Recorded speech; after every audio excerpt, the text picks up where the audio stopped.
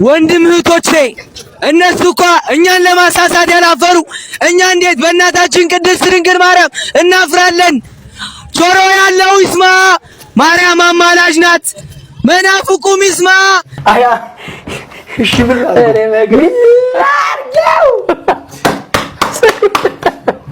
እስማ ወልድ መንፈስ ቅዱስ ስጠኝ። እሱ የኔ ነው።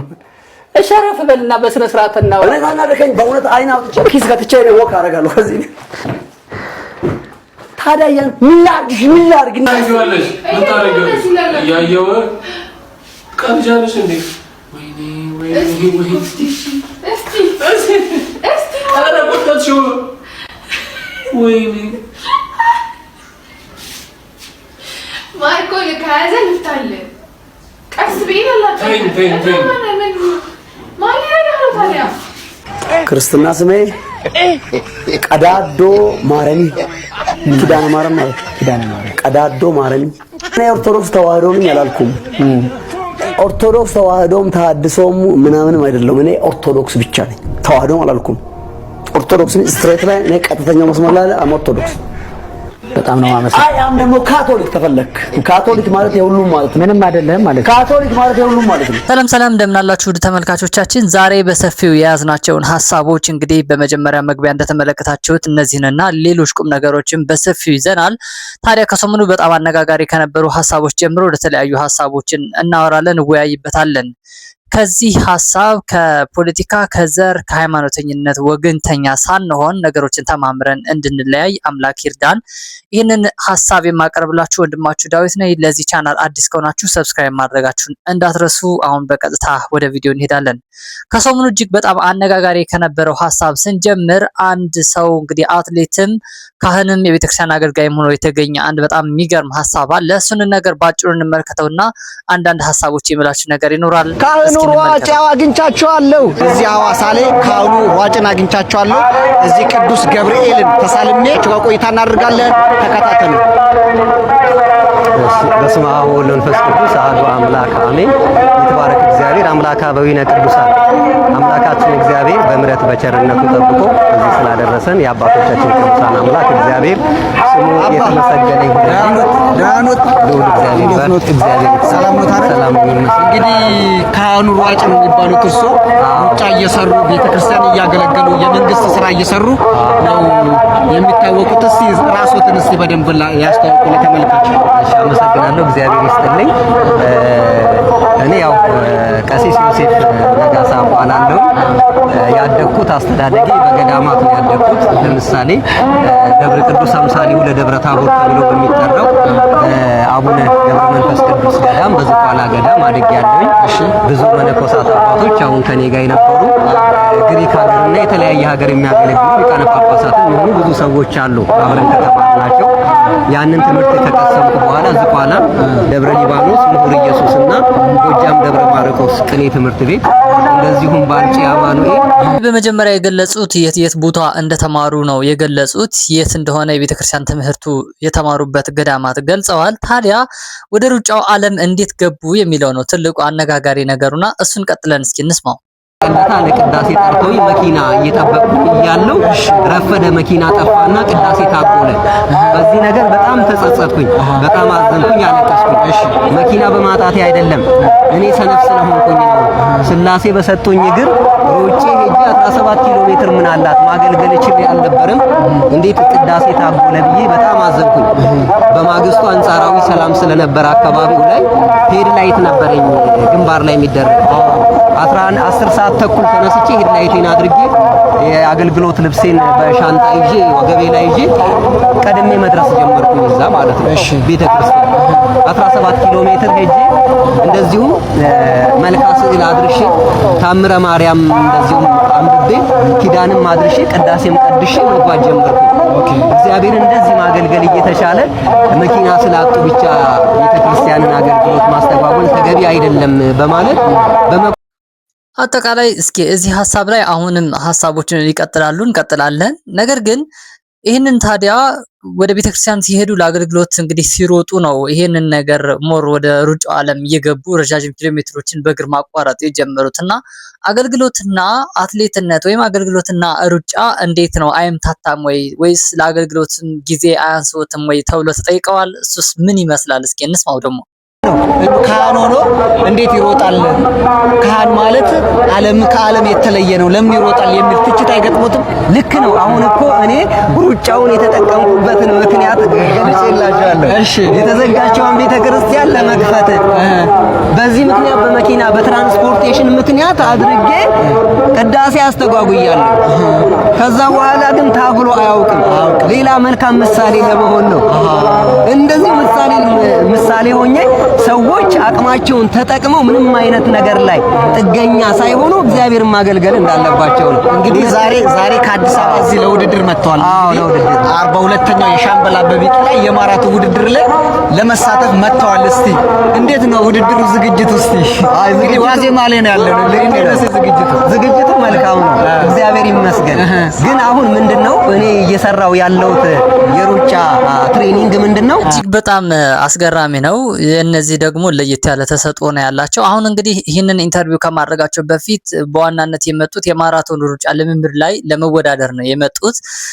እዚህ ላይ እንግዲህ እንደምትመለከቱት ነጠላ ለብሰዋል፣ መስቀል ይዘዋል፣ የቄሱ ቆብ አድርገዋል እና በዚህም እንዲህ የሚጠረጠሩ ቄስ አይደሉም። እንደሰማችሁት ቃል እግዚአብሔሩን በደንብ ነው የሚሉትና በጣም የሚገርም ነገር ነው። ይህንን ነገር ቀሳውስት ልዩ ናቸው፣ የቤተክርስቲያን አገልጋዮች ልዩ ናቸው፣ በዓለም ስራ ላይ መሰማራት የለባቸውም ምናምን ለሚሉ ሰዎች እግዚአብሔር እስከወደደውና ኃጢአት እስካልሆነ ድረስ በየትኛውም ስራ ተሰማርተው ራሳቸውን ሳፖርት ማድረግ ይኖርባቸዋል። የቤተክርስቲያኗ ደሞዝ በቂ ስላልሆነ አሁን ላይ የቤተክርስቲያኗን ሳጥን ወይም ደግሞ እንደዚህ እንዳይ ምጽዋትን ከማራቆት ወጥቶ እንደነዚህ ካህን መሞከር የተሻለውን ነገር ማድረግ ያለህን ታለንት ፈልጎ መስራት በጣም የሚገርም ነገር ነው። ግን እኔ እስካሁን ባየሁት አጋጣሚ ነው እናውቃለን፣ ብዙ ካህናት ብዙ አገልጋዮች ዶክተር ይሆናሉ፣ ኢንጂነር ምናምን ይሆናሉ። በዚህ ልክ ግን አትሌት የሆነ ምናምን አገልጋይ አጋጥሞኝ አያውቅም እና በጣም ስለገረመኝ ነው ይሄን ነገር ማቀርብላችሁ። ወደ ሌላ ሐሳብ ስንሄድ እንግዲህ ከሰሞኑ እግረኛው ሚዲያ ላይ የቀረበ አንድ ሰው አለ፣ ኢንተርቪው እየተደረገ የነበረ የሱ አክሽኖችና አንዳንድ ንግግሮችን ትንሽ እንስማና እስኪ ተወሰነ ሐሳቦች እንወያይበት። ክርስትና ስሜ ቀዳዶ ማረሚ ኪዳነ ማርያም ማለት ቀዳዶ ማረሚ ኪዳነ ማርያም ማለት ቀዳዶ ማረሚ ይባላል። በጣም ስለዚህ እኔ ኦርቶዶክስ ተዋህዶ ነኝ አላልኩም።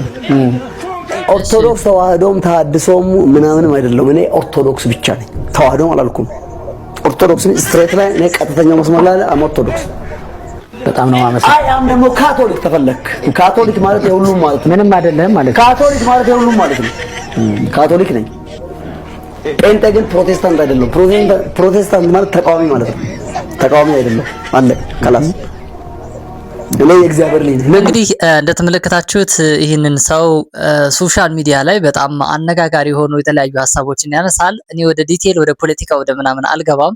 ነገር ግን ሰሞኑ ከተክለ ሃይማኖት ጋር በነበረው ኢንተርቪው እግረኛው ሚዲያ ላይ ማለት ነው እና በጣም አስቂኝ የሆኑ ነገሮች አንዳንዴ ክርስትና ይመስላል፣ አንዳንዴ ደግሞ ሌላ ነገር የሚመስል ነገር ነበሩበት። እንግዲህ አሁን የመጀመሪያው ሲጠይቀው ክርስትና ስሙ እየተናገረ ነበረ። ከዛ ቆይቶ ኦርቶዶክስ ተዋህዶ አይደለሁም አለ። ኦርቶዶክስ ብቻ ነኝ አለ። እሺ በቃ እሱን ይበቃል ሲለው አይም ካቶሊክ ደግሞ የሚል አይነት ነገር አለና እንደዚህ አይነት ሰዎች ባይዘወይ እንደ እምነትም አላቸው ለማለት ወይም ደግሞ ክርስቲያን ናቸው ለማለት ራሱ በጣም የሚቸግር አይነት ነገር ናቸው። ለማንኛውም ተክለ ሃይማኖት በጣም እያሳዘነ የነበረ ከዚህ በፊት በጣም ተክለ ሃይማኖት አዳነ እንግዲህ ኢንተርቪው ሲያደርግ ሰዎችን ሲጠይቅ በዚህ ፖድካስት ላይ ፓወርፉል ነው፣ በጣም አቅም አለው፣ ደና ጥያቄዎችን ይጠይቃል፣ ያፋጥጣል ምናምን። በዚህ ኢንተርቪው ግን እጅግ በጣም ተሳቆ የመጨረሻ በጣም እያስጠላው ነበረ ኢንተርቪው ሲያደርገው የነበር። እስኪ እንየው። ወታደር ዘላታ አስተፈገ ዘየ ከአይሮፕላን ወርድና ገባላ እውነቴን ነው የምሬን ነው ያው እንዲህ አይና ብቻ በቃ ያው እንደምትመለከቱት ነው እንግዲህ ስማ እኔ አያ እሺ በዚህ ልክ እንግዲህ አንድ ፖድካስት ላይ ተጋብዛችሁት የመጣ ትልቅ እንግዳ እንደዚህ መሆን ማለት ምን ማለት እንደሆነ አስቡት። ተረፈና በስነ ስርዓትና ወለና ደከኝ በእውነት አይና አውጥቼ ኪስ ጋትቼ ነው ወክ አደርጋለሁ። ታዲያ ምን ላድርግ እንዴ ላሳይ? ቁጭ በል እሺ፣ ወታደረቴ ላሳይ። ኧረ ቁጭ በል እውነት ላሳይ።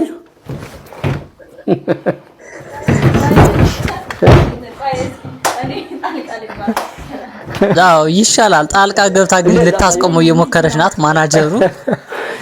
ምን ላድርግ? እየረበሸኝ ነው ያለው። እጅግ በጣም የገረመኝ ኢንተርቪው ነበረ። በነገራችን ላይ ይሄንን ፖድካስት ውስጥ ገብታችሁ ይሄንን ኢንተርቪው ብታዩት ያን ያክል ብዙ ነገር የምታተርፉበት ነገር የለም። ነገር ግን ትንሽ ያው ሪፍሬሽ ለማድረግና አንዳንድ ሀሳቦች አዳዲስ የሆኑ ሀሳቦች ምን አይነት ሰዎች አሉ ኢትዮጵያ ውስጥ ምን አይነት አመለካከት ያላቸው ሰዎች አሉ የሚለውን ነገር ለመገምገም ማየት ትችላላችሁ። ግን እንደሌላው ጊዜ የእግረኛው ሚዲያ ፖድካስቶች ጠንከር ያለ ሀሳብ የሚነሳበት ሀሳብ አይደለም። እግረኛውም ይህንን አስቦ ለምን ይህንን ልጅ እንደጋበዘው ወይ ይህንን ሰው እንደጋበዘው አላወኩም። ተምረሃል ወይ ብሎ ሲጠይቀው እጅግ በጣም እንደተማረ በጣም ብዙ ነገሮችን እንዳጠና ብዙ ማስተርሶች እንዳለው ይናገራል። ነገር ግን ስነ ስርዓት የሚባለው ነገር ከሌለ ሁሉም ነገር በዜሮ ነው የተባዛው። እጅግ በጣም የገረመኝና በጣም በተለያየ መንገድ ለማየት እየሞከርኩበት የነበረ ፖድካስት ነው። እንግዲህ ኢንተርቪው ነው። ለማንኛውም ጊዜ ካላችሁ ማየት ትችላላችሁ። ወደ ሌላኛው ሀሳብ ስንሄድ እንግዲህ ከሰሞኑ በጣም አነጋጋሪ የነበረ አንድ መንገድ ላይ የተሰበከ ስብከት አለ። ይሄንን ስብከት ደግሞ የተሰበከው በኦርቶዶክሳውያን ወጣት ነው። እስኪ ይህን ነገር ትንሽ እንመልከተውና ሀሳቡና ችግሩ ምንድነው የሚለውን እንወያይበት። ወንድም እህቶቼ እነሱ እኮ እኛን ለማሳሳት ያላፈሩ እኛ እንዴት በእናታችን ቅድስት ድንግል ማርያም እናፍራለን? ጆሮ ያለው ይስማ፣ ማርያም አማላጅ ናት። መናፍቁም ይስማ፣ ማርያም አማላጅ ናት። ዓለም ሁሉ ይስማ፣ ማርያም አማላጅ ናት።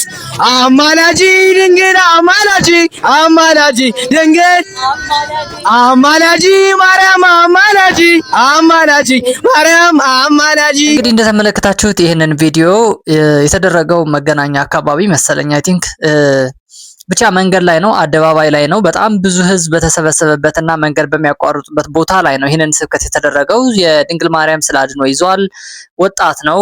ይህንን አይነት ስብከት ኦርቶዶክሳውያን በድንግል ማርያም ለምን ታፍራላችሁ? እነሱ እንኳን ሳያፍሩ በእንትን በማለት ነው የሚጀምረው። እኛ ኦርቶዶክሳውያን በድንግል ማርያም አፍረን ተሸማቀን አናቅም። በአማላጅነቷ አምላክን በመውለዷ ወልዳም በማስገኘቷ ትልቅ ስራ በመስራቷ አፍረን አናቅም። እጅግ በጣም ነው ደስ የሚለን። ነገር ግን ትልቁ ያፈርንበት የሚገኘው አንተ የተከተልክበት የስብከት መንገድ ነው። ምክንያቱም አባቶቻችን እንደዚህ አይነት ስራ ስለሌለ ማለት ነው። መንገድ ላይ ወጥተው ህዝብን እያስጨደቁ ወደ ስራ፣ ወደ ትምህርት፣ ወደ ተለያዩ ስራዎችን የሚሄድ ህዝብ መንገድ በመዝጋት እንደዚህ አይነት ስራዎችን አይሰሩም አባቶቻችን። ስለዚህ ይህንን ስላላስተማሩን መልካም አይደለም እንላለን። በዛ ላይ ደግሞ አንድ ብቻ ቪዲዮ አይደለም የሰራው፣ በጣም ተደጋጋሚ በተለያዩ ቦታዎች እየሄደ ነበረ ቪዲዮ እየሰራ የነበረው። ለዛ ነው እኔም ይህንን ነገር ማውራት የፈለግኩት።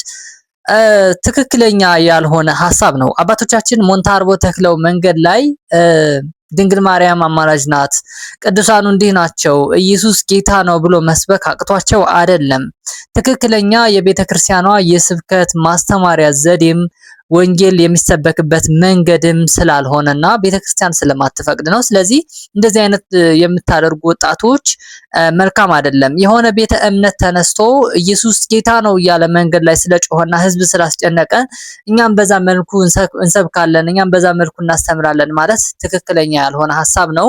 በነገራችን ላይ እሱ ብቻ አይደለም። እዚህ ሶሻል ሚዲያም ላይ ቢሆን ኢየሱስ ጌታ ነው ተብሎ በተሰበከበት ሶሻል ሚዲያ ላይ ኮሜንት ውስጥ ገብታችሁ ማርያም አማላጅ ናት ያላችሁ ሌላ አታካራ ሌላ መበሻሽቅ ውስጥ የምትገቡ ኦርቶዶክሳውያን ባጭሩ ብናቆመው መልካም ነው ብዬ አስባለሁ። ምክንያቱም ቤተክርስቲያን እንደዚህ አይነት ነገር ስለማታስተምረን አባቶቻችንም ስላላስተማሩን ማለት ነው። ስለዚህ ባጭሩ በእንደዚህ ብናደርግ መልካም ነው እላለሁ። ስዘጋው ነው አስዘጋው ቆንጥጠኝ እንዴ እስቲ ሌላ አላቀም እንዴ ያማሉ ወቀል መሰለሽ እንዴ ወይኔ ያው እንዴ ላድርገው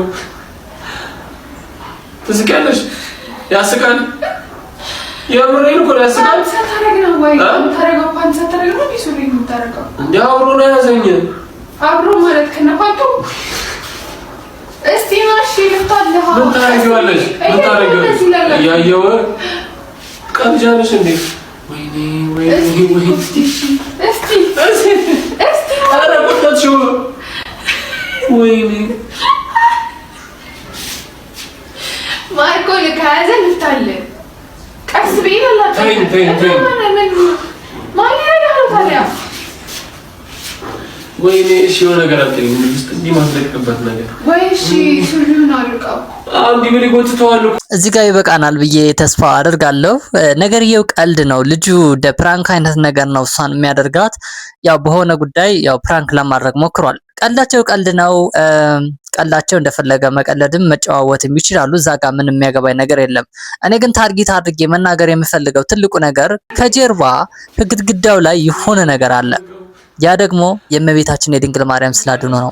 እና እንደዚህ አይነት ቀልዶች ስንቀልድ እንደዚህ አይነት ነገሮች ስናደርግ ጥንቃቄ ብናደርግኛ እንደ ኦርቶዶክስ አስተምህሮ መሰረት ጥንቃቄ ብናደርግ መልካም ነው። ስላድኖ ቀላል የሚባል ነገር አይደለም። እንግዲህ ብዙ ጊዜ አሁን እየተለመደ የመጣው ብዙ ኦርቶዶክሳውያን ቲክታከሮች ምናምን ከጀርባቸው የቅዱስ ሚካኤል የመድኃኔዓለም የእመቤታችን ስላድኖ ተቀምጦ ከፊት ይጨፍራሉ። ከፊት ላይ እየገቡ ማይሆን ነገር ያወራሉ። እንደዚህ አይነት ነገሮች እየተለመዱ የመጡ ይመስላል እና ይሄን ነገር ባጭሩ መቆም መቻል አለበት። ምክንያቱም ሰው ኖርማላይዝድ እያደረገው የመጣ ነገር ይመስላል። ለስላድኖ ክብር፣ ለስላድኖ የነበረን ፍቅር ምናምን እያንዳንዱን ነገር ኦርቶዶክሳውያን እንደዚህ ናቸው። በስላድኗቸው ፊት በቅዱሳኑ ስዕል ፊት እንደዚህ አይነት ንግግሮችን ይናገራሉ። እንደዚህ አይነት ተግባሮችን ራቆት ሆኖ የመጨፈርን እንደዚህ አይነት የወረዱ ቀልዶችን ምናምን እንደዚህ አይነት ነገሮችን ያደርጋሉ የሚል በጣም በሌላ ዘንድ እንደዚህ አይነት ስያሜ እየተሰጠን ይገኛል። እንግዲህ አንዲት በጣም አነጋጋሪ የሆነች ሶሻል ሚዲያው ላይ በጣም ውብ ናት እየተባለች የምትንቀሳቀስ አንዲት ልጅ አለች። ስለሷ ወንዶች ምን አይነት አመለካከት አላቸው የሚለውን ባጭሩ እንመልከተው። በጣም ነው ያዘንኩት። ከዚህ ከምትመለከቷት የዚህ ሰሞን አጀንዳ ከሆነችው ቆንጆ ከተባለችው ከዚህች ህጻን ልጅ ጋር በተገናኘ ብዙዎቻችሁ ከቁንጅናዋ ጋር በተገናኘ ቪዲዮ ሲሰሩ አይቻለሁ። ልክ ነው፣ ልጅቱ በጣም ቆንጆ ነች፣ የተለየ አፈጣጠር አላት። ነገር ግን ከዚህች ልጅ ጋር በተገናኘ የሚፖስቱ ፖስቶች ኮሜንት ውስጥ ገብቼ ለማየት ሞከርኩ። እጅግ በጣም ብዙ ልክስክስ ሰው አገኘው። እንደ እድሜያቸው ማይሆኑ በጣም አውሬ የሆኑ ሰዎችን ኮሜንት ላይ አየሁ። እስቲ የተወሰኑ ኮሜንቶችን ላሳያችሁ ስክሪን ላይ አንብቡ እያንዳንዱን። በጣም የሚገርመው ትልልቅ ሰዎች ናቸው። አንዳንዱ እንደውም ባለትዳር ልጅም ያላቸው ጭምር ናቸው። የዚች ልጅ እድሜ ቢበዛ 12 13 ኦር 14 ቢሆን ነው። በጣም ልጅ ነች ልጅቱ። እቺ ልጅ ካለችበት እድሜ አንፃር በተለየ አንግል በሌላ አይነት መንገድ ለማየት በጣም ነው የሚከብደው፣ ምክንያቱም በጣም ህፃን ልጅ ስለሆነች። ነገር ግን ከዚህ በተቃራኒ በሆነ መንገድ እንደምታነቡት ልጅቱን በሌላ አይን እያዩ የነበሩ አውሬዎች ነበሩ፣ በጣም ብዙ ማለት ነው። እኔ የተወሰኑትን አውጥቼ እንግዲህ በዚህ ቪዲዮ በጣም አንዳንድ ሀሳቦችን የገረሙኝ ነገሮች ነበሩ። አሁን ላይ ያለን ወጣቶች ያሉ ወንዶች ምናምን እጅግ በጣም ሌላ መጥፎ ውስጥ እየገባን ያለ ይመስለኛል። ሶሻል ሚዲያ ላይ እንግዲህ እቺ ልጅ ምናልባት እሱ እንደጠቀሰው 14 ዓመት ቢሆናት ነው እና በዚህ ልክ በመጥፎ አይን ማየት፣ በዚህ ልክ በመጥፎ ነገር መመልከት እጅግ በጣም የሚያስጠላ ጊዜ ነው። ምን ያህል ዘመኑ ከሌላ ነገር ጋር እያያያዝ ነው እንዳለ፣ ምን ያህል ወጣቱ ከሃይማኖቱ እየራቀ ከስነ ምግባር እየወጣ ወደ ሌላ ነገር ትኩረት እያደረገ እንዳለ የሚያሳይ ቪዲዮ ነው። ለመናገር እንደዚህ የሚያሳስብ ነገር እንደዚህ ለመጥፎ ነገር የሚጋብዝ ነገርም አይደለም ነገሩ። በጣም ህፃን ልጅ ስለሆነች ማለት ነው። እና እዚህ ኮሜንት የምታደርጉ ሶሻል ሚዲያ ላይ ባለጌ የሆናችሁ ሰዎች ብታድቡ፣ ይሄንን ነገር ደግሞ መልካም አይደለም። ጭንቅላታችሁ ነው ለራሳችሁ ነው የሚሆነው እና መጥፎ ነው። በዚህ መታረም መቻል አለበት። በአጠቃላይ እንግዲህ ለዛሬ ያዝንላችሁ ሀሳቦች እነዚህን ይመስሉ ነበረ። አንዳችሁ ቁም ነገር እንዳገኛችሁ ተስፋ አደርጋለሁ። ሰብስክራይብ ማድረጋችሁን አትርሱ። ቤተሰብ ሁኑ። እንቀጥላለን። አብረን ነገሮችን እናያለን፣ እንማማራለን። መድኃኔዓለም ከእናንተ ጋር ይሁን። ቸር ይቆየን። በሌላ ቪዲዮ እስክንገናኝ ድረስ ሰላም ቆዩ።